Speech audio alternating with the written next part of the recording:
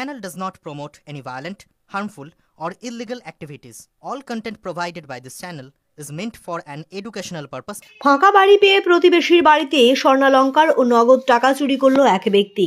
সেই চুরি ঘটনায় 24 ঘন্টার মধ্যে চুরির সামগ্রী উদ্ধার ও একজনকে গ্রেপ্তার করলো দিনহাটা থানার পুলিশ।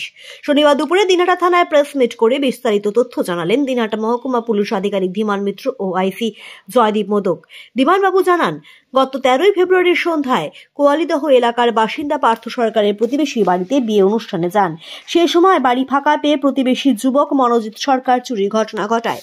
পার্থ সরকারের বাড়ি থেকে লক্ষাধিক টাকার স্বর্ণালংকার ও নগদ ৬,২০০ টাকা চুরি করে চম্পট দেয়।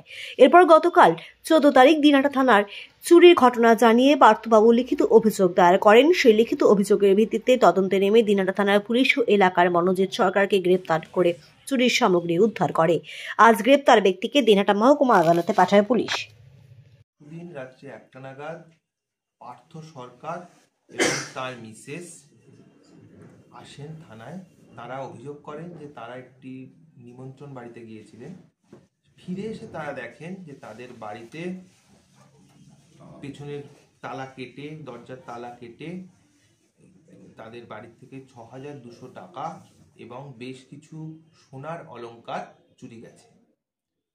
যে মুহূর্তে খবর পাওয়া যায় সে মুহূর্তে আমাদের অফিসার বাপি রায় সঙ্গে সঙ্গে ঘটনাস্থলে পৌঁছয় এবং সেখানে একজন সন্দেহভাজন ব্যক্তিকে দেখতে পায়, যার নাম মনোজিৎ সরকার।